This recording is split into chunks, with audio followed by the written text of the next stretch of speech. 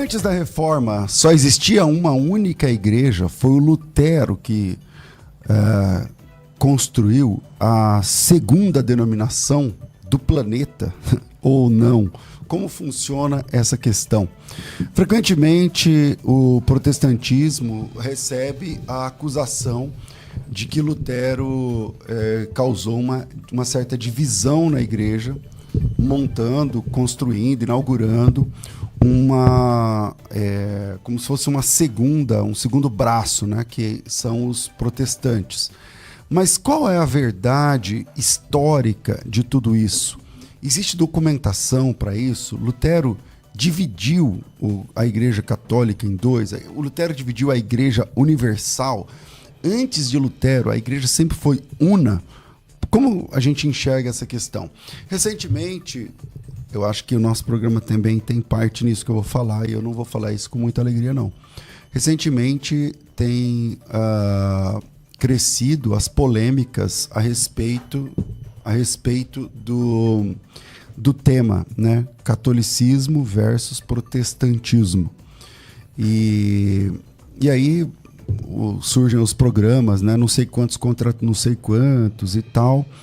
E eu tenho me preocupado com isso porque tem levantado bastante polêmica, e a ideia desse programa aqui não é trazer polêmica. Embora a gente tenha aqui um programa de debate, mas o debate é sempre respeitoso, nunca com baixaria. No dia que eu percebi que o programa ia ter uma baixaria, eu tirei o programa do ar, e isso aconteceu uma vez só. Mas eu vejo que depois desse programa, depois da gente, começou vários podcasts, Claro que existem outras preocupações, né? Nem todo mundo se preocupa com a edificação exatamente do corpo de Cristo, mas nós temos hoje a preocupação muito com o hype, com os views, com as visualizações e tudo mais. Por isso que eu estou dizendo que essa não é a preocupação do meu programa, não falo pelos outros, porque no dia que eu vi que um programa ia ter baixaria, ia ter polêmica, isso, na vida que a gente leva hoje, na atual situação que a gente enfrenta hoje, isso é igual a explosão de visualizações. Então, como a nossa meta não é views, visualizações e números, eu fui lá e tirei o programa do ar. Então, eu nunca... é claro que eu quero que o programa tenha milhares, milhões de visualizações, mas a que preço? Então, eu quero muito que esse programa seja entregue para muitas pessoas. Quero muito que muita gente acompanhe esse programa. Não serei hipócrita dizendo o contrário. Mas a minha principal preocupação é a edificação. Tá certo? Se esse programa não te edifica, pode sair do canal. Se você não cresce na fé me ouvindo, então esse não é um canal legal para você. Então, em primeiro lugar, a edificação. A FTB tem um slogan que é moldando vocacionados, e essa é a nossa preocupação. Claro que se a gente consegue moldar vocacionados, edificar vidas, trazendo conteúdo de credibilidade e alcançar milhões de visualizações, é interessante, porque tem mais pessoas crescendo, mais pessoas aprendendo. Mas eu sei que essa não é a preocupação número 1 de outros programas, né? De outros canais e tudo isso.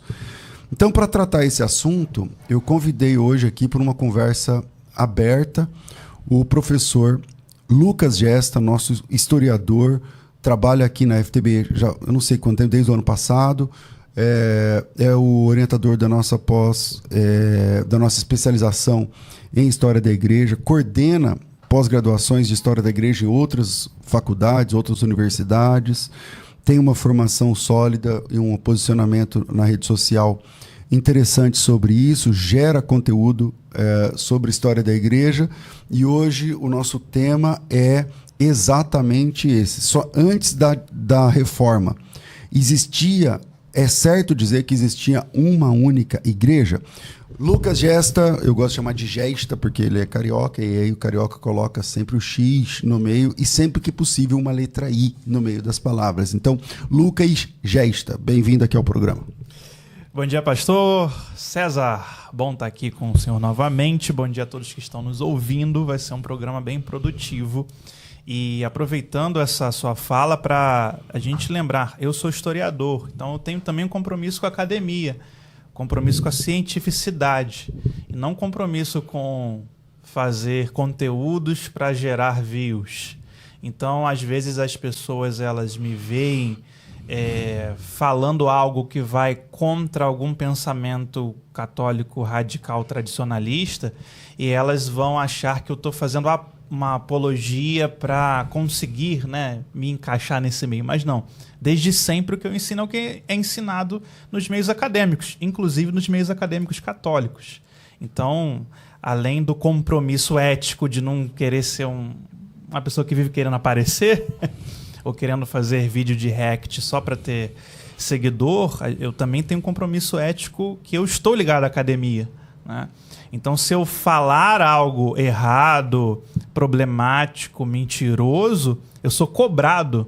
Eu faço parte de um grupo, de uma associação de historiadores da igreja, que a maioria é católico, né? 99% é católico, só tem 2 protestantes, né? Eu não tenho nenhum problema lá.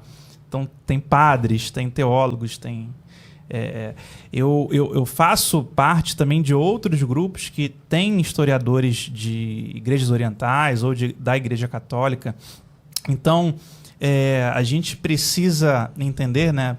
Toda semana agora tem uma confusão diferente de católico e protestante. Toda semana tem um programa diferente, tem de não sei quantos contra não sei quantos. 30 contra 1, 2 contra 2, e sempre leigos dos dois lados. Leigos católicos e leigos raramente protestantes. Você tem algum leigos historiador ou algum apologista ou algum padre, né? Raramente. E até o padre, quando chama, é leigo também, porque ser padre não é ser um historiador da igreja, né? Da mesma forma, se eu sou um pastor luterano, eu não sou um historiador da igreja luterana. Se eu sou um batista, eu não sou um historiador da igreja batista. Uma coisa é você ser da confissão daquela igreja, outra coisa é você conhecer a história. O padre geralmente conhece um pouco da história, é verdade. Ele não é um historiador, não domina amplamente o assunto, mas para ser padre ele tem pelo menos uma formação, né? Nada, isso aí é mito. Os seminários, os seminários católicos são muito fracos em história da igreja católica mesmo, em historiografia geral. Isso não é ensinado, isso não faz parte do currículo. Você tem uma história tradicional. Algumas disciplinas que vão falar um pouquinho de como que a igreja católica surgiu no contexto teológico, não no contexto histórico. Porque eu tem cara de novo, né? Uhum. Hoje. É só a cara também, né? Não, tem cara de novo hoje. O pessoal quem é esse moleque aí? Só que eu comecei, estamos em 2016, comecei há 11 anos, 2026, 12 anos atrás. Estamos em 2026. Eu comecei no ensino superior em 2014. Caramba. Aí imagina a minha cara lá, eu nem usava barba. Você tá usando barba pra ver se o pessoal acredita mais. Fala, eu fiz academia de verdade. E eu lembro de uma vez, e no contexto evangélico, eu estava dando aula numa pós-graduação sobre reforma luterana, ensinei uma determinada coisa e levantou uma pessoa. Você está errado. E eu uso a historiografia, eu não dou minha opinião. Eu não tenho que dar minha opinião, né, nem ensinar coisa da minha cabeça. Eu uso o que a historiografia diz. E a pessoa disse, eu digo que você está errado porque eu sou pastor luterano. Então, tipo, carteirada. Eu sou dessa igreja, então eu sei a história. Você não. Então, esse é outro contexto que a gente precisa também desmistificar. Eu falei, então tá bom. Vou discutir com carteirada? Tipo, você sabe quem sou eu na fila do pão? Quem você tá falando? Então, a gente precisa também colocar na cabeça das pessoas que existem a especialização, a formação. E ela, geralmente, não bate com a narrativa da denominação. Toda denominação cristã, seja católica, as igrejas orientais, as igrejas evangélicas, elas têm uma narrativa de como elas foram formadas. É sempre uma narrativa positiva para dizer que aquelas igrejas são as certas. Tá? Até no nosso meio protestante, se você for ver uma história da igreja presbiteriana, no final eles que estão salvando o mundo. Uma história da igreja luterana, Lutero é o Elias que veio salvar o mundo da perdição. Uma história da igreja batista, os batistas sempre existiram desde João Batista. Aliás, Jesus virou batista com João Batista porque foi batizado por ele. Isso aí a gente chama de história eclesiástica. Esses dias eu falei do livro Rastro de Sangue, né? Rastro de Sangue, né? Que é uma mitologia, né? Que os caras falam assim, a igreja batista tem origem no João Batista. Isso. Então, essa mitologia em nome de história, a gente chama de história eclesiástica, tá? E existe a história com fontes, com cientificidade, com crítica, né? A história do cristianismo em geral. E essa história mais crítica, mais acadêmica, com fontes, ela bate na história eclesiástica sempre. Tá? E esse que é a grande questão. As pessoas elas vão não para o debate com as fontes, elas vão para o debate com a mentalidade teológica daquela denominação.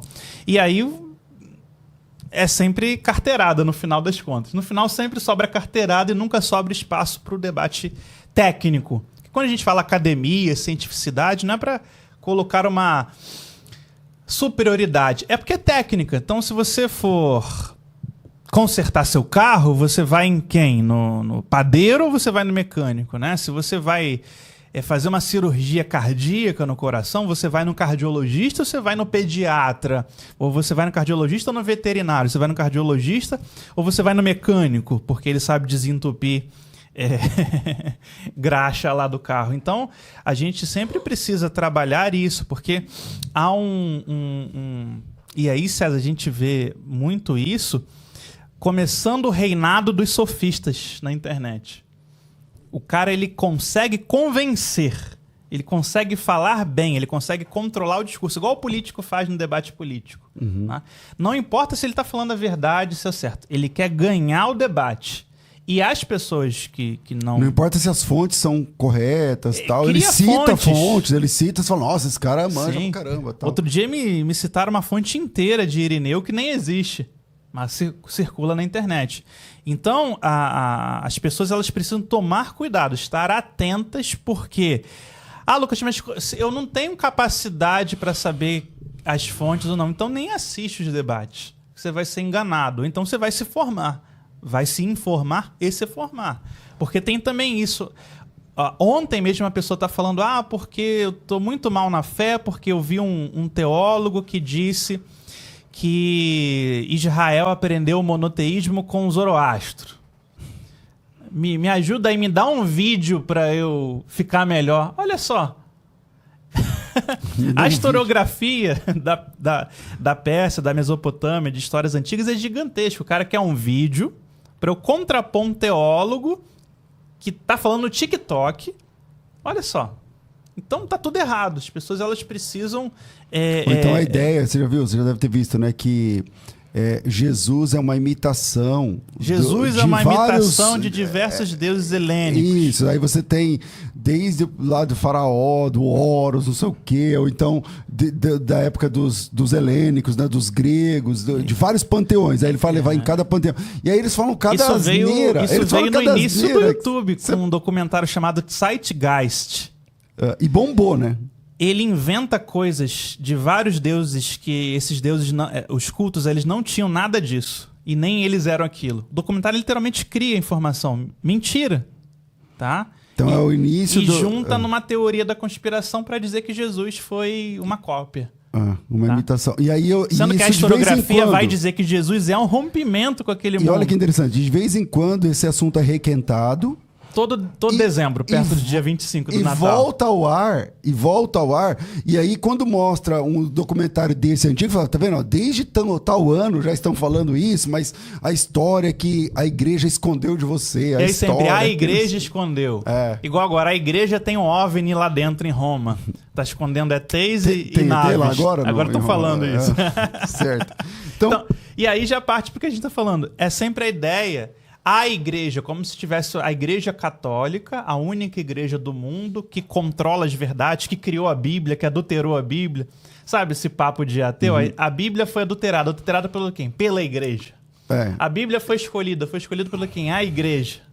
E isso é totalmente errado, já parte de um princípio totalmente não histórico, que existia só uma igreja na face da Terra. Tá? Não só existir uma igreja na face da Terra por ser essa igreja única existente, a igreja de Roma. Então, quando as pessoas falam isso, elas estão descartando toda a história do cristianismo. Porque os 2000 anos de história do cristianismo, e não só a partir agora do século XVI, da Reforma Protestante, você tem igrejas diferentes no mundo cristão. Tá? Igrejas que são diferentes, mas se reconhecem como irmãs, e igrejas que são diferentes e não se reconhecem como irmãs. Igrejas rivais.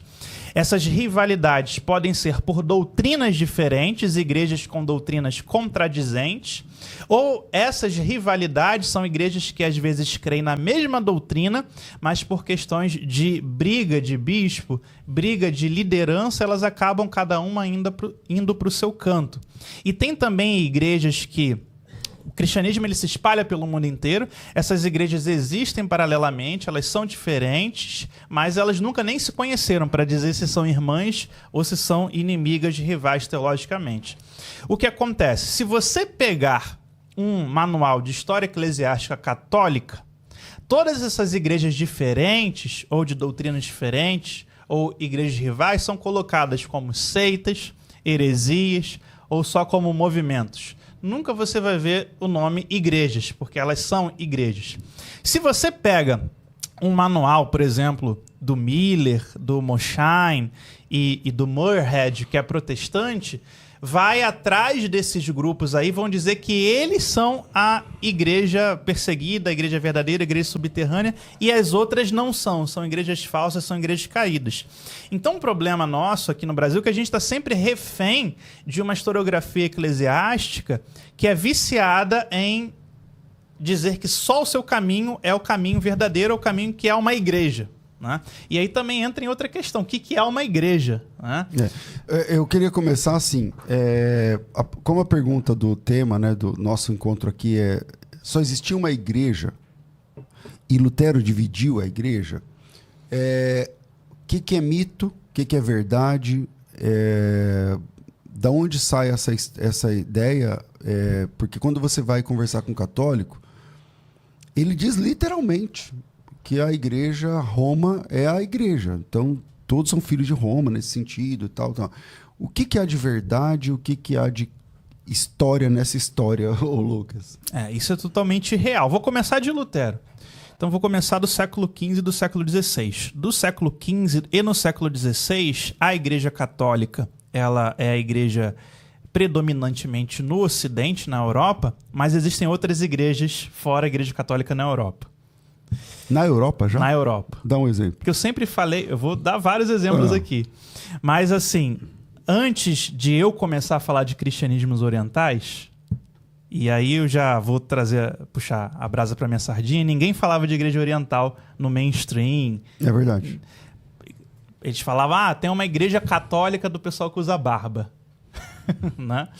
E aí o que eu puxei? Mostrei durante 10 anos aí que existem e existiram sempre igrejas orientais que não eram ligadas a Roma, não tinham nada a ver com o catolicismo romano. Então e aí que eu vou falar só do en passant, porque eu quero me concentrar nas outras igrejas ocidentais que não eram católicas. Porque eu acabei ficando, o Lucas das igrejas orientais, agora eu quero ser o Lucas das igrejas ocidentais. As igrejas que não eram católicas existiam na Europa desde sempre, no Ocidente. Porque a dos orientais a galera já pegou. Já entendeu, Então, para quem não sabe do que a gente está falando, no Oriente Cristão você tem diversas igrejas, denominações gigantescas que não são católicas romanas e não têm comunhão com a igreja católica romana. E a gente está falando do século XV, então. Isso aí já séculos antes, mas vamos falar de 15 e 16, que é a época que Lutero nasce e faz a reforma. A gente tem um grupo de igrejas que não aceitam o concílio, nem de Calcedônia e nem de Éfeso, que são as igrejas chamadas Igrejas do Oriente, Rito Siríaco Oriental, Igreja Perseguida do Oriente, e hoje esse grupo de igrejas são reunidas numa mega igreja chamada Igreja Católica Apostólica Assíria do Oriente.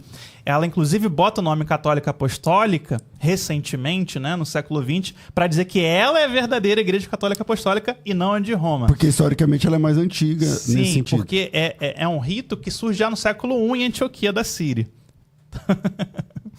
Né?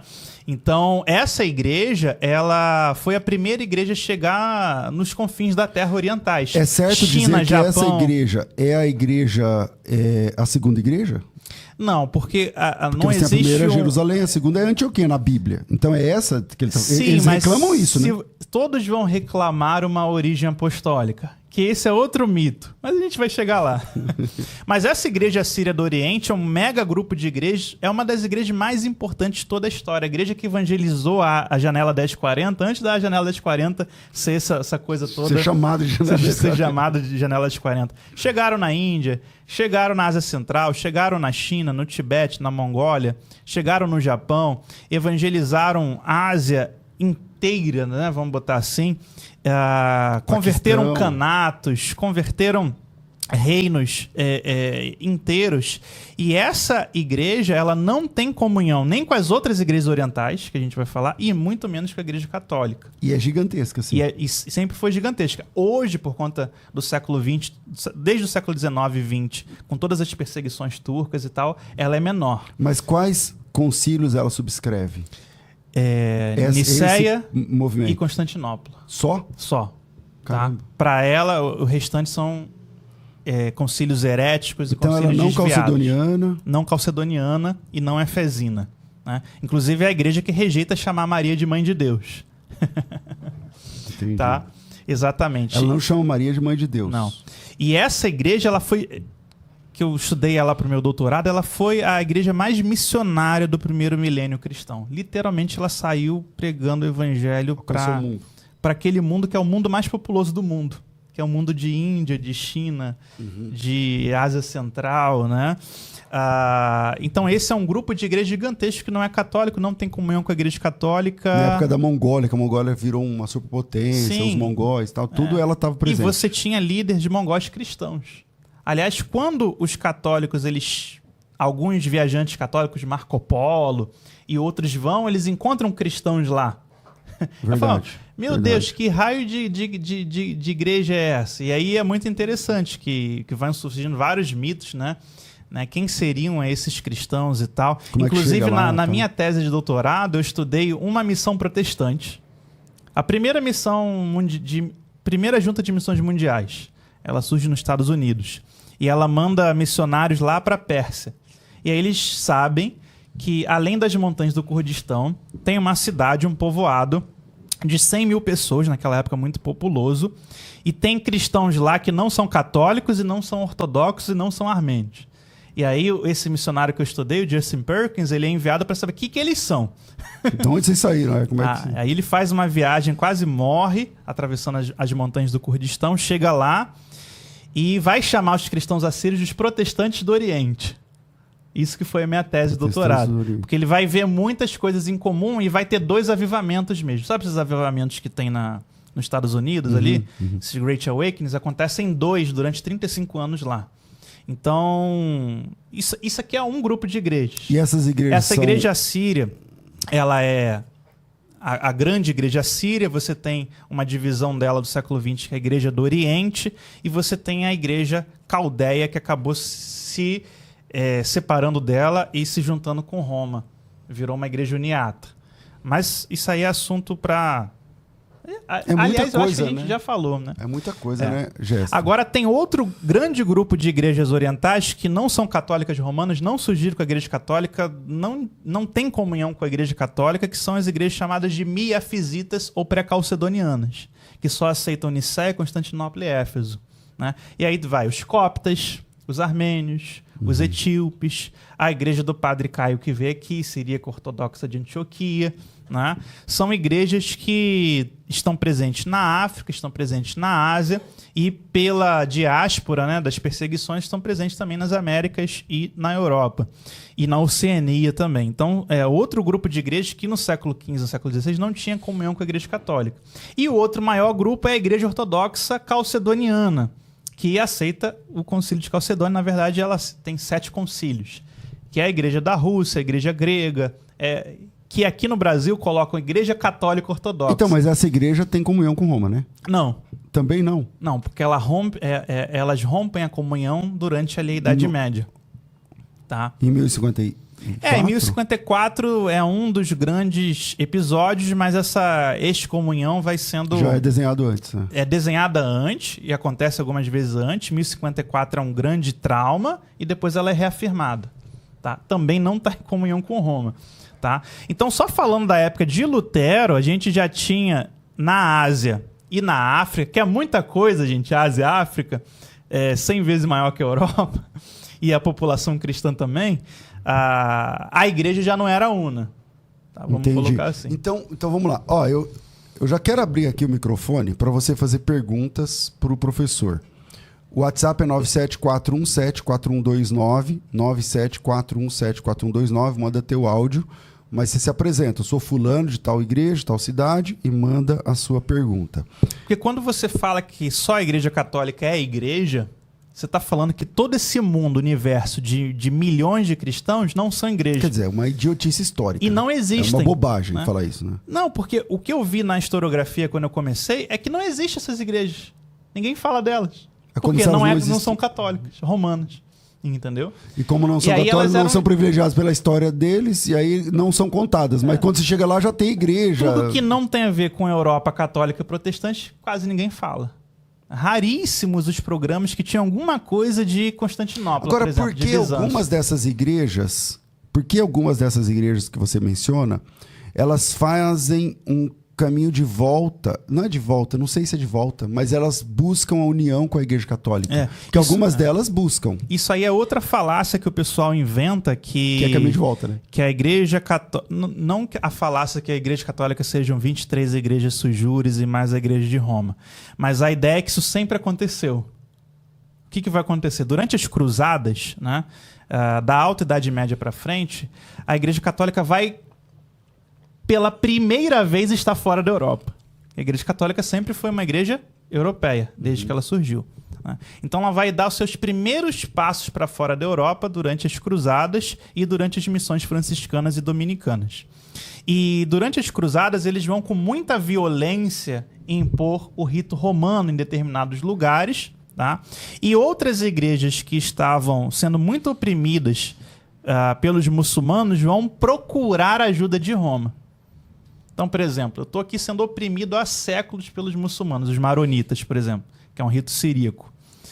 A gente só apanha, a gente vive em caverna, a gente é perseguido, a gente paga taxas absurdas, abusam nossas famílias, sequestram nossos como filhos. Denominação, aí, de repente, vem, tipo assim, a tropa do Trump chega aqui e diz que é cristão. Eu vou pedir ajuda. Pô, eu também sou cristão, né? Aí a tropa do Trump fala, beleza, mas você tem que se submeter a Roma. Entendi. Então é basicamente uma coisa mais ou menos assim. Sim. Ou por ajuda militar ou por ajuda financeira também. E aí, pulando da Idade Média lá para a Idade Moderna... Ou por acordo político. Porque, por exemplo, naquele contexto, a Igreja Católica tem um certo acordo e ela não é perseguida como esse grupo minoritário. Então, você fala assim, então passa para mim, porque você faz parte do meu grupo, você vai ter a proteção que eu tenho. Não, mas o que acontece... O que a Igreja Católica faz, as igrejas protestantes também fizeram. Por exemplo, os franciscanos, os dominicanos, eles vão para o Oriente, chega com dinheiro, constrói igreja, constrói escola, bota gráfica... e fala, mas você precisa estar com a gente. Então, alguns bispos de algumas igrejas orientais rompem, fazem um cisma e se juntam com o catolicismo romano. Da mesma forma, alguns bispos rompem, se juntam com o anglicanismo, se juntam com o presbiterianismo, se juntam com a Igreja Batista. Então, da mesma forma, a Igreja Católica ela coloca essas igrejas como sui juris, porque elas se juntaram com elas, só que nós, protestantes, não colocamos. Mas muitas dessas igrejas se tornam protestantes também. Só que a gente não tem protestantismo sui juris, porque a gente não é uma entidade romana. O que significa sui juris? A Igreja Católica, ela se entende como um ente jurídico. Se eu perguntar para o cristão hoje quem é a igreja, ele vai dizer, somos nós, para um evangélico. Né? Para um católico, a igreja ela é uma entidade jurídica e metafísica. Ela é um estado e ela é um espírito. E aí me desculpem os aristotélicos aí, eu estou tentando traduzir isso para o povo que está assistindo a gente. Então, ser parte da Igreja Católica é ser parte de uma constituição. Então você tem um corpo literalmente constitucional, igual o Brasil tem. Então a Igreja Católica ela tem o seu corpo constitucional. Essas igrejas, elas têm doutrinas que vão contra a doutrina da Igreja Católica. ou contra a tradição da Igreja Católica ou contra o direito canônico. Então, por exemplo... Sobre Maria ou sobre... Não, os sacerdotes casam, isso. Elas não aceitam a filioque, elas não creem em transubstanciação, elas não... Por mais que tenha um ou outro... Que aceita uma coisa ou outra, mas não vai fechar. Porque aqui no Brasil tem pessoas que se tornam de igrejas orientais, mas elas vêm da Igreja Católica. Aí elas querem latinizar igrejas orientais do que elas são. Elas querem levar um pouco aí elas do querem, a gente sempre acreditou em transubstanciação, lá. A gente acredita em purgatório. Não. Então não tem purgatório, não tem transubstanciação. Tanto é que isso aí é um dos elementos que Lutero olha para as igrejas orientais e fala: se Roma não tivesse caído, são as igrejas orientais. Ele fala isso em alguns discursos. Então, peraí, para tudo. As igrejas orientais... antiquíssimas desses movimentos que você falou, que muitas delas não são calcedonianas, efesinas e tal, essas igrejas, elas não são transubstancialistas? Não. Essa ideia de transubstanciação ser a história da igreja, não é... Transubstanciação é uma doutrina europeia, tá? Fruto ali do século VIII para frente. Quando a gente vai ver o Império Carolíngio, né? O Império de Carlos Magno se edificando, ele vai também criar um grupo de... Vai surgir um grupo de intelectuais ali que vão começar a pensar, e aí, gente, não é um ataque, mas há um sincretismo do mundo germânico com o mundo cristão, tá? E aí muitas doutrinas vão surgir desse processo de sincretismo. E para validar futuramente esse sincretismo, entra uma explicação metafísica. Então a transubstanciação nada mais é do que o sincretismo germânico bárbaro entrando na doutrina da Eucaristia na Igreja Europeia, e depois ela é provada ou justificada com ideias metafísicas e debates escolásticos, tá? Eu estava falando das igrejas sujures, né? Sim. Então, o que acontece? Essas igrejas, elas precisam estar na comunhão católica romana, só que elas têm doutrinas e práticas e tradições que vão contra. Então, você precisa criar um anexo de direito para elas entrarem ali dentro. Tá? Por exemplo, elas têm seus patriarcas. Olha só, a Igreja Católica, se você vê na internet, aí o cara diz, não, você tem que estar submissa ao Papa, que ele é o cabeça da igreja. Beleza? E o Papa é o bispo de Roma. Mas a Igreja Melquita, que é uma igreja sujures, o patriarca dela também é sucessor de São Pedro. Então a igreja tem 2 cabeças, 2 sucessores de Pedro. Então você precisa criar um anexo institucional para colocar essa igreja lá dentro. Essa igreja não segue o rito latino.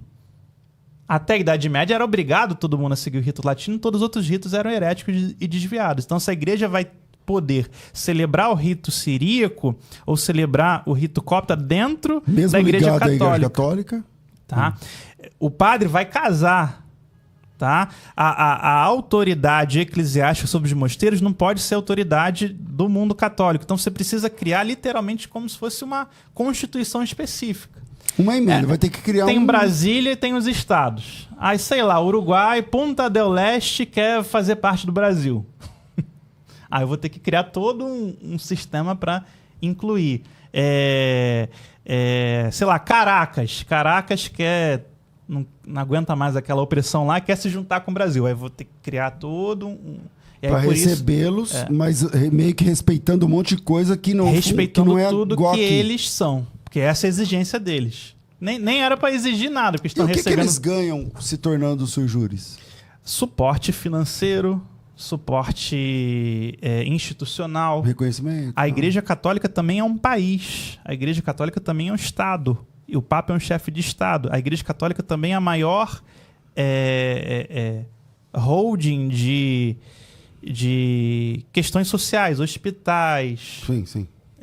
Enfermarias, as ordens de frades, as ordens de monges, elas... Então, se ligar à Igreja Católica, você vai receber o quê? Todo esse apoio. Entendi. Então, é se ligar com uma potência. Entendi. Tá? E aí quando a gente precisa também entender isso. As pessoas, elas colocam essas igrejas orientais que se juntam a Roma como se isso sempre tivesse acontecido. Mas não, isso é agora.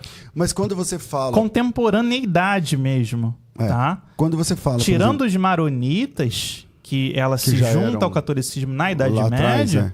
Tá? O resto é novo. Só que na Idade Média eles tentam, as aproximações acontecem, mas a latinização vem depois. Porque na Idade Média não tem como você ter esse suijurismo, vamos botar assim, vou inventar suijurismo, porque na Idade Média é o auge, o Papa é o cabeça da igreja, se você não se submeter e não se latinizar, você vai para o inferno. Né? Aí na Idade Moderna para frente é que você começa a pensar esse conceito de, não, vamos trazer... Quando o Papa começa... E só um detalhe aqui, que as pessoas estão... isso ainda... corre aí pelos meandros, até talvez tenha um grupo anglicano que se torne sui juris em breve. Mas aí é papo para outro. Mas peraí, fala mais disso. Como é que é a história? Não, isso é papo porque o anglicanismo surge lá do Henrique VIII, não é esse? Você está falando? E aí você está dizendo que é possível que tenha uma ala do anglicanismo que se ligaria? Sim, o Ratzinger já tinha começado a trabalhar isso, porque quando o anglicanismo aceitou bispos homossexuais e liberalizou o anglicanismo aqui, não as igrejas anglicanas do mundo, as igrejas britânicas. Tá? Uma ala falou, não, agora já foi longe demais, a bispa lésbica é longe demais. E procuraram o Ratzinger. Foi, eu lembro. E aí, só que a gente... Mas era o Ratzinger, né? Querer... Se fosse o João Paulo II, eu acho que já daria certo ali mesmo. Mas o Ratzinger já era mais... O Ratzinger, ele não é isso que dizem, não. Não, mas ele é mais ortodoxo, assim, né? Do que o Ratzinger é um vaticanista II. Isso. Ele não é um tradicionalista, igual o pessoal quer colocar. Tanto é que agora os tradicionalistas chamam ele de serpente. Então já romperam com o Ratzinger. Porque antes ele era o grande ícone. O pessoal bota... porque que ele tava lá, perseguiu o Leonardo Boff, não perseguiu, né? Levou... E aí bota o Ratzinger ele como nem se era fosse... papa. Ele nem era papa na época do Boff. Não era. Mas colocam ele como se fosse um inquisidor da Idade Média. Não. Ele é um do Vaticano II, assim como o Papa Francisco e outros. Mas ele perseguiu o Boff mesmo. Mas ele era prefeito da Congregação de Doutrina na época, né? Ele teve que julgar o Boff, isso, né? Exatamente. Quem perseguiu foi o pessoal daqui, que denunciou o Boff. Posso botar caiu aqui na mesa ele dele, lá... Caiu na mesa dele. Lá na Europa, cheio de coisa, que ele tava perseguindo o Boff, né? Caiu na mesa dele, mas ele que deu ele que cortou, né, o Boff. Sim. Deu as penas eclesiásticas pro Boff. E depois o Boff, ele que largou mesmo. Isso. E quis seguir a vida dele. Mas assim, Nossa, agora já até esqueci que eu tava falando assim, que... É que já chegou um monte de perguntas. Os anglicanos. Os anglicanos. E aí, os anglicanos falam, a gente quer continuar com o livro de oração comum, com o livro de homílias protestantes, lá da época ainda do Cramer, a gente quer continuar com os 39 artigos de religião. Como é que faz? E aí, esse processo, eu não sei como é que está hoje, mas ele quase começou uma igreja sui juris anglicana, você imagina, né? O que a gente pode dizer, então? Esse discurso também das igrejas orientais verdadeiras serem as sui juris, isso é mentira. Todas elas são cismas de igrejas orientais. Todas essas igrejas orientais continuam existindo até hoje. Tem aqui no Brasil. Não estão ligados com Roma. E são ainda com... como é que eu posso dizer? Algumas têm muito pavor de Roma. Tem muito preconceito. Tá. Então, você pega os russos.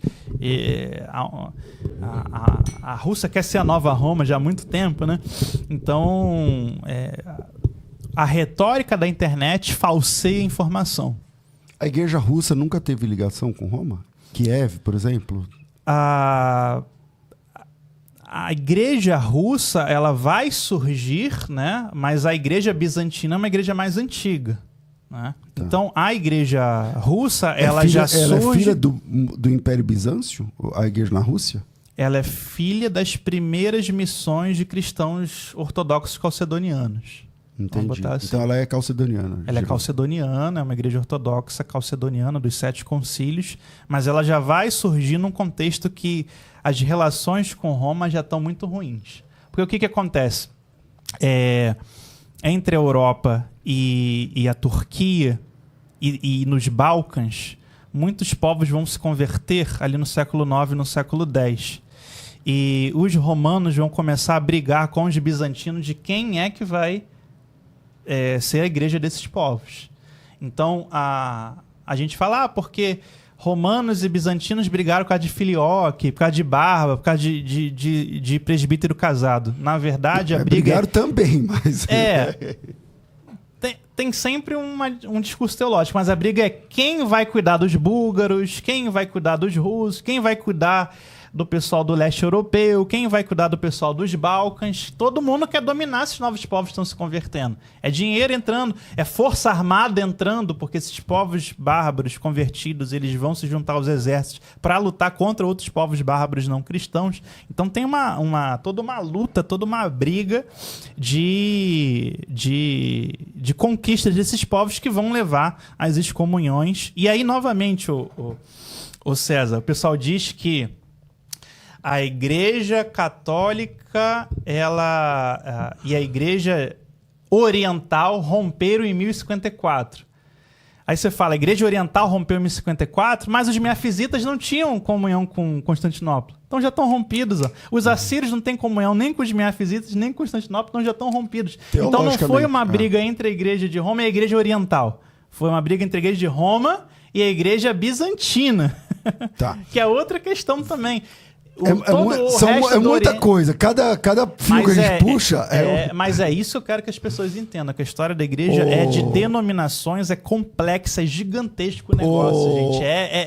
Ô, Cláudio, baixa a câmera do Gesta, só para o pessoal ver aqui o computador que ele está usando. Baixa a câmera aí, ó. O computador e o tablet e as anotações. Vai baixando. Eu tô usando o meu aqui. Você tem tudo isso na memória? Pra não dizer que é chat GPT. Você tem isso na memória, cara? Ué. Ainda aula, né? Caramba. Agora a gente vai falar das igrejas ocidentais. Calma aí, tem perguntas. Solta a primeira, por favor.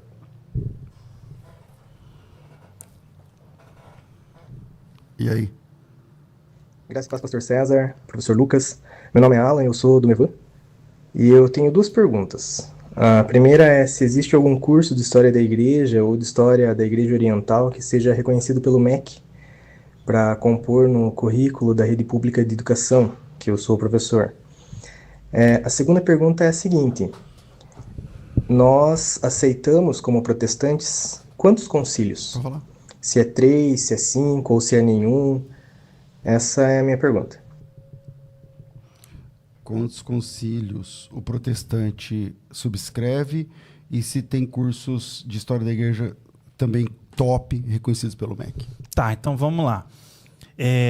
Reconhecido pelo MEC, eu tenho minha pós-graduação em História do Cristianismo e do Pensamento Cristão na Faculdade Batista do Rio de Janeiro, Seminário de Batistas Unidos, é 100% EAD. Se você quiser se inscrever, entra no meu Instagram, professor Lucas Gesta, e vai estar lá o link.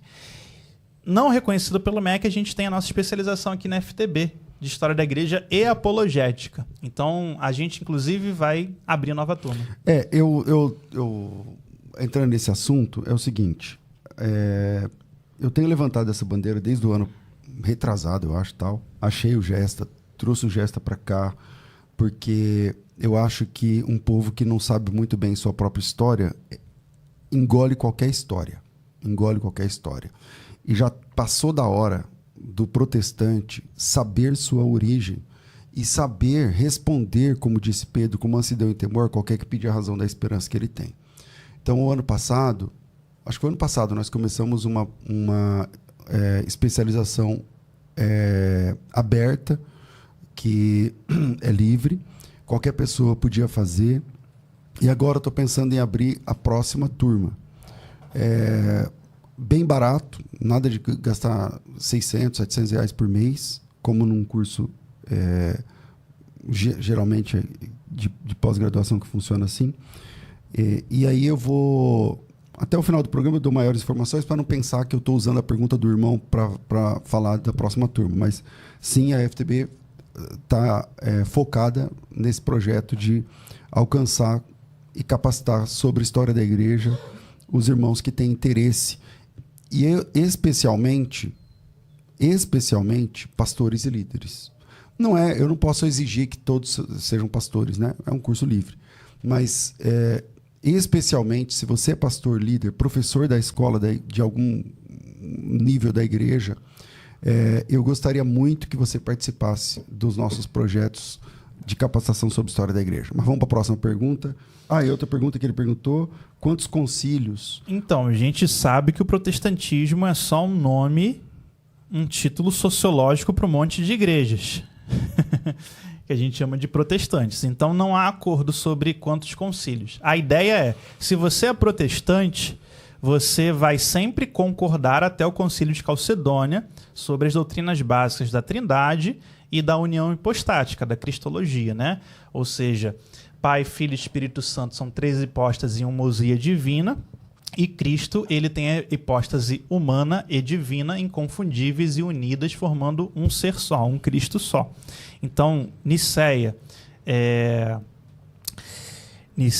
Constantinopla, Éfeso e Calcedônia são amplamente aceitos pelos teólogos protestantes. Agora, você como batista, ou congregacional, presbiteriano ou assembleano, você não é obrigado a aceitar os concílios em si, porque os concílios em si, eles não são só da doutrina ontológica. Os concílios em si, eles determinam que qual bispo vai dominar sobre qual região, qual é a data da celebração da Páscoa correta e qual a data errada. Os concílios vão determinar a posição de... Você não precisa aceitar o concílio de Constantinopla no sentido de aceitar a posição de Constantinopla como a igreja prima entre as pares. Até porque você não tem nada a ver com a igreja de Constantinopla e nem tem comunhão. Porque esse é outro grande problema. As pessoas acham que os concílios ecumênicos eles são para falar só de ontologia, doutrina da Trindade e cristologia. Mas os concílios ecumênicos são questões administrativas... da época de então. Se você falar, eu aceito o concílio de Nicéia, eu também aceito que Jesus é homoousios com o Pai, mas eu não aceito que se você pecar na igreja, você precisa ficar 12 anos em penitência. Que está lá no concílio. Inclusive, o pessoal pode até assistir nossa aula aqui da FTB do ano passado sobre isso, sobre os concílios.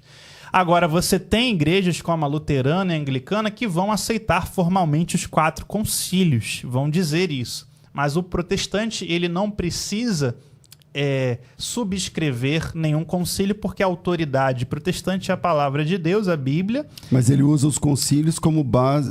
e as confissões cristológica dos concílios, por exemplo, sim, teológico. O protestante vai falar, não, nós concordamos com o consenso patrístico. Alguns, né? Se você for protestante anglicano, ou luterano, ou metodista. Então a gente concorda com o consenso ontológico de Nicéia, de Constantinopla, de Éfeso e Calcedônia. Tá? Aliás, é até complicado você falar para um protestante que ele aceita Éfeso se ele não chama Maria de mãe de Deus. Né? Se você falar que Maria é mãe de Deus, você é considerado idólatra no meio evangélico protestante, mas é isso que os 2 concílios de Éfeso foram. Né? Mas você, protestante, vai variar. Então, tem igrejas que vão falar, nós aceitamos oficialmente os 4 primeiros concílios. Em alguma época da história ali do século XVII, até diriam os 5 primeiros. Agora, a maioria das igrejas vão dizer, não, a gente não precisa subscrever esses concílios, mas a gente concorda em questões ontológicas e ipsilíteres. A gente é niceno-constantinopolitano, a gente é calcedoniano em questões ontológicas. Mas dizer que você vai aceitar as regras eclesiásticas, as regras administrativas, as regras de penitência... Subscrever ipsilíteres não dá, né? E nem isso nem é ensinado por aí, né? Vamos lá. Temos mais ouvinte ao vivo que está mandando áudio. Solta mais um. Vai. Paz do Senhor, pastor César. Amém. Lucas, prazer falar com vocês. Eu queria saber se é possível fazer uma cronologia partindo da igreja primitiva até os dias atuais. Pelo menos uma coluna central, se for possível. Quiser essa aula, que é gigantesca, aí vem estudar com a gente, né? Moro em Barra Mansa, Rio de Janeiro, congrego na Igreja Metodista Wesleyana. Rio de Janeiro, tá vendo? Do seu ministério. Mas isso é muito complexo. Difícil trazer, né? Assim, só o que eu falei de igrejas orientais, se eu fosse traçar essa linha cronológica, a gente não teria programa. Né?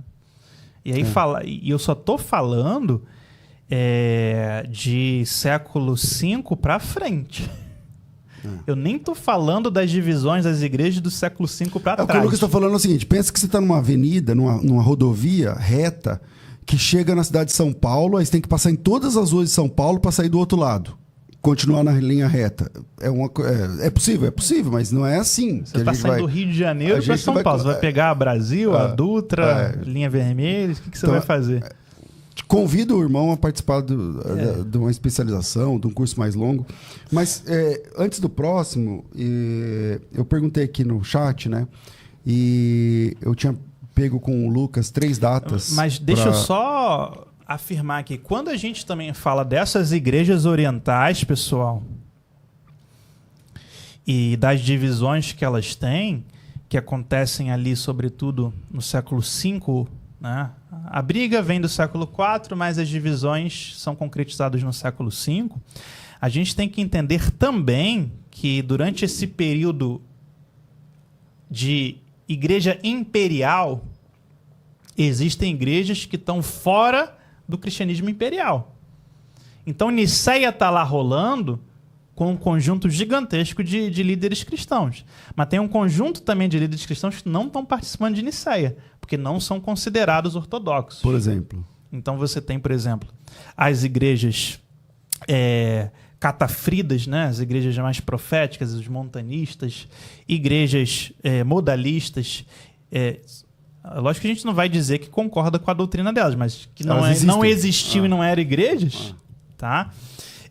Os cismas, você tinha 2 igrejas acontecendo em Antioquia. As nestorianas estão lá, né? Na época. Não sei se todas. Depois, né? Os cismas no Egito, os cismas em Antioquia, os cismas em Roma. Essa ideia que teve 2 papas em Roma, 3 papas em Roma, antipapas, não é uma coisa da Idade Média, tá, pessoal? Você já tem cismas da Igreja de Roma desde a Antiguidade, ou seja, 2 pessoas se dizendo ser verdadeiro bispo da Igreja de Roma, na cidade de Roma, tá? Então, e essas igrejas continuaram existindo. Tá? Quando Agostinho está escrevendo... O pessoal fala muito só lá de... Avignon. Do cativeiro babilônico para frente. Mas o pessoal só fala disso aí, mas tem muita história. Antes, muito. Né? Mas assim, você tem as igrejas arianas. Ário era herege, heresia. Não, Ário nunca fundou nenhuma igreja, mas a historiografia botou todas essas igrejas que não concordam com a doutrina do homoousios como arianas. E aí você demoniza elas. Então, por exemplo, eu não gosto do pastor César, então coloco a igreja dele como macedoniana. Então, eu não sou pastor, e a minha igreja também deixa de ser igreja. Aí você some. Aí você some da história. Ninguém mais te pesquisa, você não precisa nem te combater. Quando eu te combato, eu dou audiência para você. Agora, quando eu te sumo da existência, você não precisa mais ser um problema. Que é o que o pessoal faz. Então você tinha diversas igrejas que não aceitavam a autoridade imperial, igrejas que se tornaram clandestinas a partir da época de Constantino, igrejas que eram regidas por profetas, igrejas que eram regidas até por mulheres, inclusive, né? Pequenos grupos de igrejas que vinham do mundo judaico, igrejas que guardavam lideradas sábado. por mulheres, de que século você está falando? Desde a antiguidade. Eu não sabia, cara. Que legal. Pode até ser um programa. E é que eu não estou falando de concordar ou não com isso. Estou falando de existência. De existência. Então, eu gosto de trazer um exemplo. Imagina que hoje, século XXI, no Brasil, me cita uma igreja grande aí. Como assim? Nova. Moderna? Assembleia de Deus. Tá. Tem 3, 4, né? Mas vamos imaginar que... Hoje não são 3, 4, tem dezenas, milhares. Melhor. Vamos imaginar que o Silas Malafaia começa a crescer mais ainda e a Igreja Vitória em Cristo se torna uma mega igreja e agora ela domine todas as igrejas do Brasil. Daqui a 100 anos, o historiador da Vitória em Cristo vai dizer: Silas Malafaia fundou a verdadeira Assembleia de Deus. Todas as outras, Madureira, CGADB, São Cristóvão, Belém, desaparece. É a máxima de que a história... E quando alguém fala, mas tinha um São Cristóvão lá. Herege, seita, ninguém era de lá. Mas aquela máxima de que a história é contada pelo vencedor, né? Sim, então o vencedor dá o vencedor. tom e aí ele fala, foi assim que aconteceu. E como é que a gente descobre isso? A historiografia, desde o século XVIII, ela vem levantando todas essas fontes. Porque os teólogos e das igrejas vitoriosas, das igrejas vencedoras, eles confrontam essas pessoas. E eles começam a descobrir que tem seita para tudo quanto é lado, na mentalidade deles, seitas, né? Tem grupos para tudo quanto é lado. E eles precisam, então, dar conta. Então, a historiografia, essas documentações vão surgindo. Não para de chegar áudios aqui pra gente e eu já tá dando a hora. Mas antes eu quero fazer o seguinte. Eu queria só falar das igrejas ocidentais só um pouquinho. Calma, o pessoal não... calma. Seguinte. Eu peguei 3 datas com o Gesta para a semana que vem. Então, na semana que vem, na quarta, na quinta e na sexta, eu quero fazer um programa especial, mas não somente os programas especiais. A gente vai lançar a próxima turma da especialização de História da Igreja. Eu queria muito que pastores e líderes entrassem, tá? Porque eu, como apologista, eu não sou da área da história, mas como apologista, dói, às vezes, meu ouvido, vendo argumentos das pessoas e vendo, às vezes, católicos lacrando, deitando e rolando em cima de pastores evangélicos por falta de argumento, por falta de conhecimento. Jesus já dizia, né? A verdade liberta. O Oséias, Deus através do Oséias lá na Bíblia, né? Que o povo perece por falta de conhecimento. Então, na semana que vem, quarta, quinta e sexta, a gente vai ter o Lucas Gesta em dose tripla. Então, 3 dias. Primeiro dia, tema: Pedro é o cabeça da igreja? Pedro, na Bíblia, é o cabeça da igreja? O Papa é o cabeça da igreja, o sucessor dessa vaga? Segundo dia, quinta-feira, a igreja antiga venerava imagens ou não? Como é que é essa história de veneração de imagens? Terceiro dia, sexta-feira, Roma era líder das igrejas do mundo. Existe isso na história. Então, eu queria convidar você, é de graça, não tem que pagar nada, aqui no Mostra o Texto, o programa já é de graça, né? Sempre foi. E eu queria convidar você para esses 3 encontros. Se você é líder, se você ou é um estudioso ou estudiosa, e gostaria de ter o material didático do que o Lucas vai trabalhar, eu criei um grupo no WhatsApp, você participa de graça, tá? Você participa de graça. Vou pedir para o Cláudio colocar aí o link do grupo. Então, serão 3 encontros, 3 programas, né? Vocês vão poder, inclusive, fazer perguntas para a gente aqui.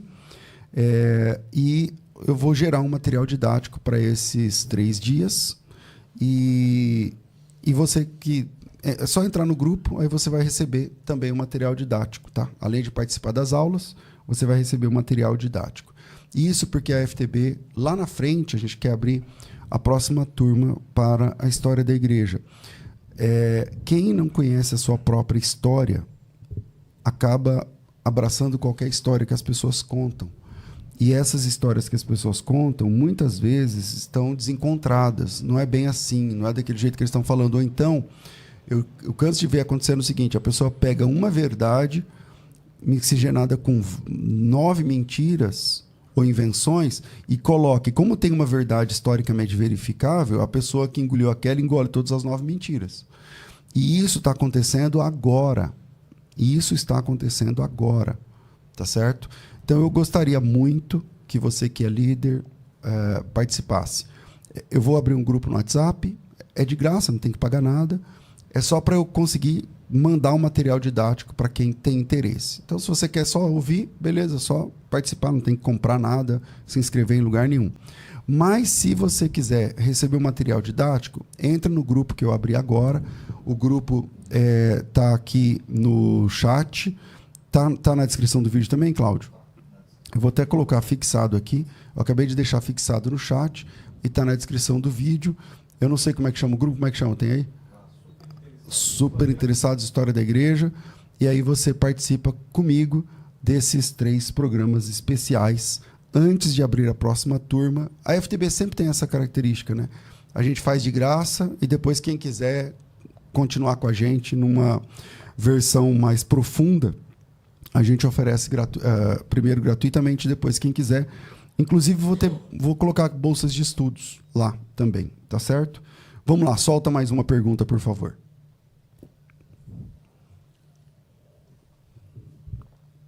Bom dia, pastor César. Bom dia, professor Lucas. Aqui é o Marconi, eu sou de Santos e membro da Igreja Batista do Marapé. Eu gostaria de saber a respeito do cânon bíblico. A Igreja Católica Apostólica Romana tem um cânon. Eu gostaria de saber se as outras igrejas apostólicas, que seja da Síria, da Armênia ou da Etiópia, se o cânon é o mesmo e quais as diferenças entre esses cânons e o cânon da Igreja Católica Apostólica Romana. Obrigado.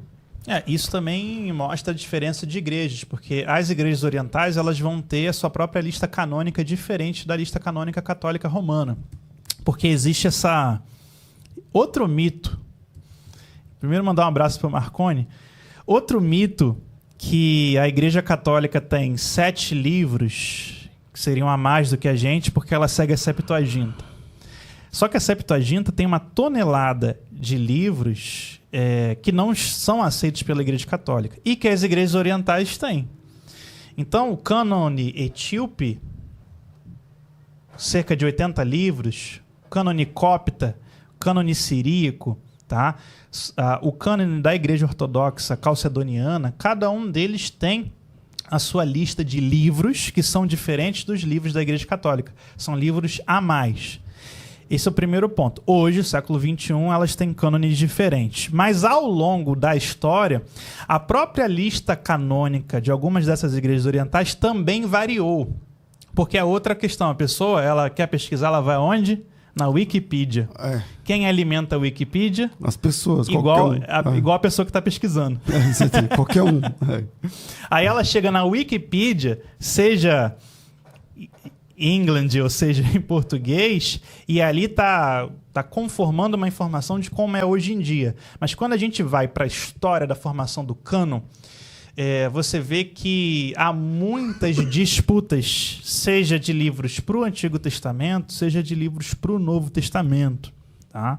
Então a gente tem cânones do Novo Testamento que chegaram a ser bem curtos, de 22 livros. Tá? E cânones de Novo Testamento que chegam a ter mais de 30 livros. Tá? Assim como no Antigo Testamento, você tem cânones que, além desses 7, tem muitos outros.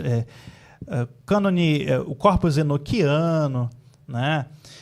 Os livros do período interbíblico de escatologia, tá? Livros de sabedoria que são introduzidos em muitos cânones. Então, resumindo, né, para a gente não se alongar, são outros cânones que não é o cânone da Igreja Católica. Tá? E a lista de cânones, a lista de cânon, né, da Igreja Católica não vem porque ela usa Septuaginta, igual o pessoal diz aí. Ela vem porque ela vem de uma tradição canônica prévia na África, que são a Vetus africana e a Vetus latina. Tá? E elas privilegiavam esses 7 livros. Tá? E depois ela vai confirmar essa lista canônica, não na Idade Média, mas lá no final da Idade Média e na Idade Moderna, com o Concílio de Trento. Então a gente precisa sempre entender que a Igreja Católica usa esses 7 não é por causa da Septuaginta, é por causa da sua tradição latina de ter esses 7 livros, e que se fosse incluir realmente os livros da Septuaginta, aí seria uma tonelada de livros a mais, como em algumas igrejas orientais. Mais ouvinte ao vivo pelo... É vídeo? Solta o vídeo. Olá, pastor César. Olá, Lucas. Tudo bem? É o professor Marcos Davi. Aqui é o Marcos Davi. Eu sou de Santo André, mas agora não estou em Santo André. Eu estou pedalando e estou escutando vocês. Lucas, eu queria te fazer a seguinte pergunta. O que aconteceu com aquelas igrejas para as quais o apóstolo João escreveu o Apocalipse? Aquelas 7 igrejas no início do Apocalipse, que fim que essas igrejas tiveram? É possível rastreá-las historicamente, saber o que aconteceu com elas? Um abraço para vocês aí, muito obrigado, viu? Obrigado, professor. Então, a gente precisa, e aí é uma operação mental nossa, que tanto no catolicismo quanto no protestantismo, existe uma ideia de linha de sucessão. Uma ideia de linha de sucessão institucional.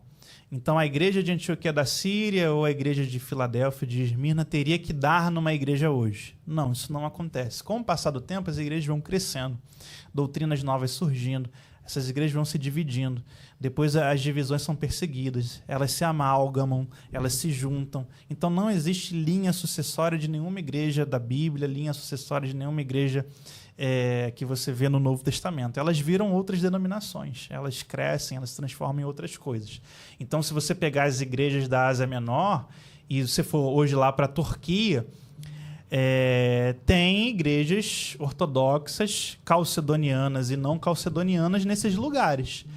Tanto os calcedonianos quanto os não calcedonianos vão dizer, não, nós somos a verdadeira igreja lá de Esmirna, de Filadélfia, de Antioquia da Síria, de Chipre. Pérgamo, não sei o que e tal. Só que não é, são evoluções. É como se a gente fosse pensar na língua portuguesa, né? Traça aí da onde vem a língua portuguesa. Você vai chegar um momento que a evolução ali do latim misturado com o visigodo, misturado com o gálico, misturado com a linguagem islâmica que está entrando na península, entendeu? É tudo uma evolução, não tem uma linha reta. Assim como se você abrir uma igreja Assembleia de Deus hoje e você falar assim, essa aqui é a igreja Assembleia de Deus original. Então, você tem resquícios, você tem linhas que te ligam, sim, à história, mas não dá para falar que é. Vamos lá, última do dia, né? Por conta do nosso tempo. Vai mais uma. Bom dia, pastor César. Bom dia. Bom dia, professor Lucas Gestas, tudo bem? Eu sou o Bruno, sou de Pouso Alegre, Minas Gerais. Eu sou de uma igreja chamada De Cristo aqui em Pouso Alegre, uma igreja estilo batista. A minha pergunta para o Lucas seria o seguinte: Lucas, eu sei que hoje em dia os debates sobre Lutero dividiu a igreja ou não, sobre essa divisão do protestante com o catolicismo, a minha pergunta é, dentro lá do Vaticano, parece que o Papa Francisco naquela época, eles têm uma estátua do Lutero com a Bíblia na mão, né? Parece que o Papa Francisco gosta dessa estátua. Até o Vaticano, no site deles, eles fizeram um selo de comemorativo de 500 anos da Reforma Protestante. A minha pergunta é, por que na atualidade na mídia tem essa divisão, mas dentro do Vaticano parece que eles têm assim, um carinho, vamos dizer assim, uma homenagem ao Lutero? Porque tem muito essa divisão, essa discussão entre os católicos e protestantes, mas na realidade no Vaticano tem uma estátua do Lutero, fizeram um selo de comemoração. Como explicar isso? Então, a gente explica porque essas pessoas que estão na mídia defendendo a Igreja Católica não seguem o catolicismo atual, ou não seguem o catolicismo. Assim como essas pessoas que estão se dizendo defender a Igreja Católica odeiam os protestantes, elas também odeiam os seus próprios papas e odeiam a Igreja atual porque elas acusam essa Igreja de ser modernista na cabeça delas. Então, o que a gente tem é uma seita, ou um grupo de seitas que surgem ali mais ou menos no século XIX, que eu costumo colocar tudo no nome radical tradicionalista, e elas criaram na mente delas uma ideia de igreja católica que não é a igreja real. Porque é exatamente o que você fala. A Igreja Católica Apostólica Romana, ela busca comunhão com as igrejas protestantes. A Igreja Católica Apostólica Romana, ela tem, desde o Concílio Vaticano II, os bispos católicos, eles são obrigados. Então, eles têm que evangelizar, eles têm que manter a doutrina, a liturgia, e eles têm que, obrigatoriamente, buscar o ecumenismo. Isso é uma ordem. E desde então do Concílio Vaticano II, não só com luteranos, anglicanos, reformados, pentecostais, a Igreja Católica ela tem documentos assinados, tá, com diversas lideranças protestantes e evangélicas que buscam a ajuda mútua, a comunhão. E a ideia não é que essas pessoas, essas igrejas virem católicas, mas a ideia é como a gente se aceitar como irmãos, mediante tantos séculos de luta e briga e de rusga. Então, a verdadeira Igreja Católica Apostólica Romana não é representada pelos debatedores que se dizem católicos hoje. Tá? A Igreja Católica é uma igreja que reconhece os protestantes e os evangélicos como irmãos, e isso inclusive está em documento, né? E a Igreja Católica, ela é uma igreja que o Papa Leão XIV fez isso muito claramente. Concílio de Nicéia, comemoração, que foi ano passado, chamou as igrejas orientais e chamou as igrejas protestantes. Então você vai ver um pastor presbiteriano pregando entre iguais com o Papa e outros bispos, mostrando que a ideia para a Igreja Católica é somos a mesma igreja.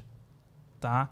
Por isso que eu falo, essas pessoas que estão debatendo e fazendo, tipo assim, instituto não sei o quê, o instituto é o quarto do cara, que tem 20 anos, não tem emprego, é sustentado pelo pai, não tem nada na vida, mas ele é o cruzadinha da história. O Instituto de História, não sei o que lá. Instituto não sei o que, fraternidade não sei o que, são todos adolescentes tardios, né?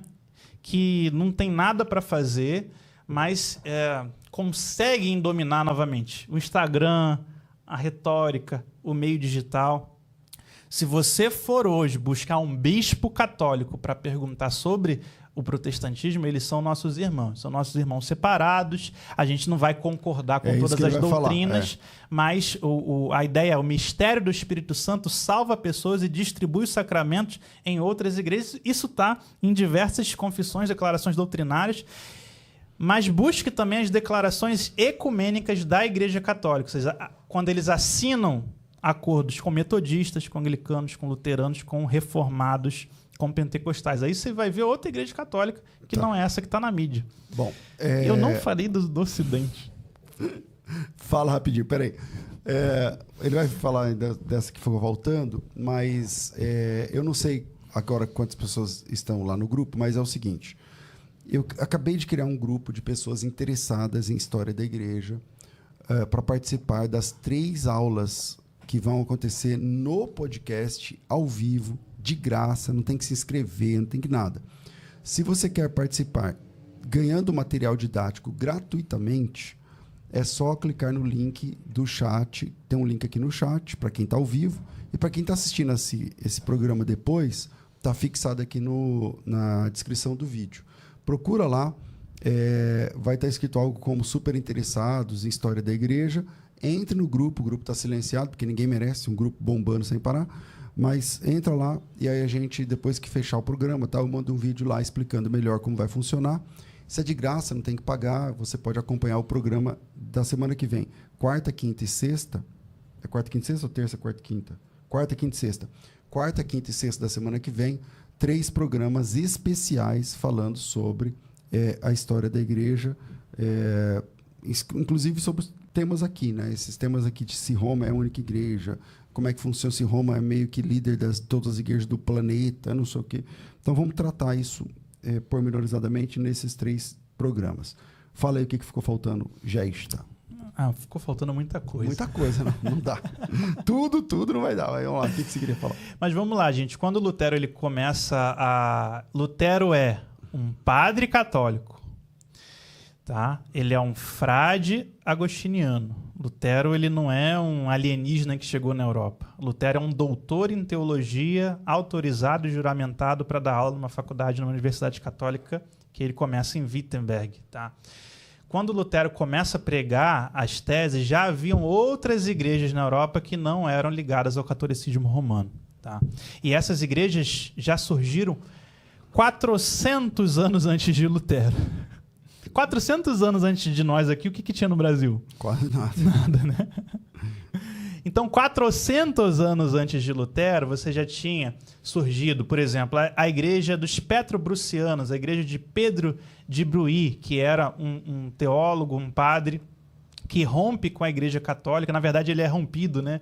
Ele é expulso, ele não aceita batismo infantil, ele não aceita o sacrifício da missa, ele não aceita imagens e a veneração da cruz, ele não aceita indulgências, ele não aceita a ideia sacramental. Ele é um proto-protestante. Eu tô falando de 400 anos. 400 anos O antes. pessoal de foi Lutero que inventou isso? Então. Ah, só Pedro de Bru? Não. Você tem Henrique de Lausanne, que vai seguir a mesma coisa. Vão rejeitar o sacerdócio, a ideia clerical e sacerdotalista católica. Vai rejeitar indulgências, vai rejeitar o domínio do Papa sobre outras igrejas. A gente tem Ai, meu Deus, começa a travar aqui na cabeça. Henrique de Lausanne, Arnaud de Brecha, que também vai seguir essas ideias. A gente tem os valdenses. Os valdenses, geralmente, a igreja evangélica conhece. Gente, os valdenses, eles são uma igreja paralela na Europa, a igreja católica, não só desde Pedro Valdo, que a gente coloca os valdenses surgindo ali na França com Pedro Valdo no século XII. Porém, há informações que já havia uma igreja nos Alpes suíços, tá? Que não era ligada ao catolicismo romano, e tanto Pedro Valdo quanto o Pedro de Bruz, eles se juntam com essa outra igreja, sabia disso? Não sabia. É muito interessante quando a documentação começa a fervilhar, aí você vê outras coisas. A gente também tem outra igreja que surge, que é a igreja das beguinas, né? São mulheres que se põem a pregar... Como se fossem monjas, não é um lance desse? Como se fossem monges, só que elas não se submetem a nenhuma ordem, nem a nenhuma regra monástica. Elas querem pregar, elas não querem viver da pobreza, elas querem trabalhar. E elas vão ser o quê? Perseguidas pela Igreja Católica e expulsas. Vai acabar? Não. Aí elas vão fazer um grande movimento de pregação, de evangelização, porque elas rejeitam a sacramentalidade, né? A ideia que você precisa de sacramentos para ser salva, a autoridade romana. Elas rejeitam, elas também entendem que você pode alcançar a salvação se unindo, amando a Deus. Para a Igreja Católica, na época, você só pode alcançar a salvação através da Igreja Católica e da confissão, através dos seus pecados a um padre. Elas rejeitam tudo isso. Olha quanta gente, tá? Então, além das beguinas e a contraparte masculina, os begardos, que viram uma igreja, a gente também tem o movimento de Wycliffe, que era o maior teólogo, mais erudito de Oxford, na Inglaterra, que vai rejeitar a imagem, vai rejeitar a doutrina da missa, vai rejeitar purgatório, vai rejeitar a intercessão dos santos, e vai dizer que a Bíblia é a única regra de autoridade de fé. Quando Wycliffe é perseguido, já havia uma igreja gigantesca na Inglaterra e já indo para a Escócia e Irlanda pregando essas mesmas ideias, e essas igrejas continuaram. Então, valdenses, wyclifistas, que vão ser chamados de Lollards, de beguinas, begardos, petobrucianos, henriquenses, arnaldistas,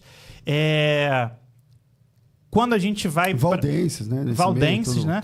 Quando a gente vai para Morávia, né? Boêmia, Tchecoslováquia, Praga, Morávia, ali tem um grande movimento de evangelização de Rus, né? Que foi condenado, inclusive, morto pela Igreja Católica, e a gente diz que o Rus, ele é o líder dos russitas, né? Mas a gente tem que entender que aquela igreja ali nunca foi muito ligada ao catolicismo romano, até por conta que a gente acha que a Igreja Católica dominava a Europa, mas a gente está falando de Idade Média. É muito difícil esse domínio, é tudo descentralizado. Então, muitas doutrinas que a Igreja Católica criou, instituiu, não chegou lá na Boêmia. E quando emissários papais são enviados para instituir, eles são expulsos. Aí dá toda a crise dos russitas, né? O Rus vai falar, não, a gente nunca creu nisso aqui. O Rus, ele não pregava uma mudança doutrinária, ou tipo uma reforma para consertar. Ele pregava... Toda essa sujeira, essas heresias que vocês de Roma querem impor a gente aqui, não vamos aceitar. E aí vai ter todo o processo de perseguição. E aí, quando o Rus morre, você tem não só as igrejas russitas, mas a gente tem os chamados irmãos boêmios e os irmãos morávios. Os moravianos não surgiram com Zinzendorf. Já era uma igreja seguindo... a base com eles. Porque o Zinzendorf é século XVIII. Os moravianos já eram uma igreja com base protestante antes de Lutero surgir. Isso é tão interessante. Quando Lutero ele começa a pregar, ele é acusado de ser o quê? Russita. Interessante. Dizem que ele está contaminado da heresia boêmia. Do John Hus. E aí Lutero, como era grosso e irritado, fala, eu sou russita mesmo. Só que Hus é um herege condenado pelo concílio de... Constança Florença, não lembro agora.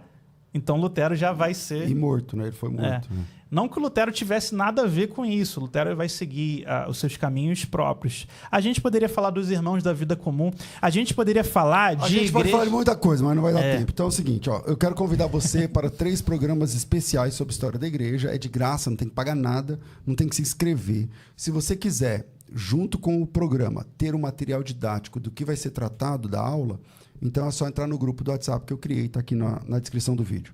Gesta, obrigado, meu irmão. Uma frase. Você Na fala. Europa haviam igrejas paralelas que não eram igrejas católicas porque foram perseguidas, tá?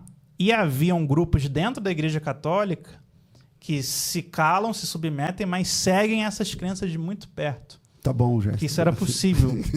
E se você quiser saber de história da igreja, me segue lá, professor Lucas Aliás, é Gesta. verdade. Agora sim, siga lá. Você tá mais ativo em qual perfil? Na onde? Em qual rede? Instagram todo dia, YouTube, Como é que é o Instagram? professor Lucas Gesta. Professor Lucas Gesta. Segue lá no Instagram. Hoje tem caixinha de perguntas, se você quiser aprofundar suas perguntas lá, vou abrir daqui a pouco. E no YouTube, a gente tem toda terça-feira aqui. É verdade. Histórias da programa. igreja. Histórias da igreja aqui no canal, também no canal Professor Lucas Gesta. A gente no só YouTube. entrevista maravilhosa com especialistas, doutores e mestres em teologia e É em coisa história da profunda, igreja. gente. Super vale a pena. Tá tanto no canal do Pastor César quanto no meu, toda terça-feira. Procura lá. Abemos novidades pra frente, que é falar, ter mais um programa, mas depois a gente fala sobre isso. já passou. E tudo isso é de graça, tá, gente? Tudo isso é de graça, é só seguir lá e consumir esse E conteúdo. eu tô precisando de audiência pro programa Histórias da Igreja. Então precisa ser curta, que você compartilhe, senão o pastor César vai me demitir. Então precisa que você mande para todo mundo. Ó, a gente falou de Armínio, maior especialista em Armínio Semana passada. do país, estava aqui. Semana Terça-feira. passada. Tá? Então, maravilha. Gesta, obrigado pela sua participação. Semana que vem tem Gesta aqui em dose tripla. Maravilha. Estamos ficando por aqui, minha gente. Deus abençoe a todos. Entra no grupo aí. Hoje eu nem falei das vagas do Teologia. A gente fala no programa Crescendo na Fé. Tudo isso e muito mais a gente faz dentro do reino, se for da vontade dele.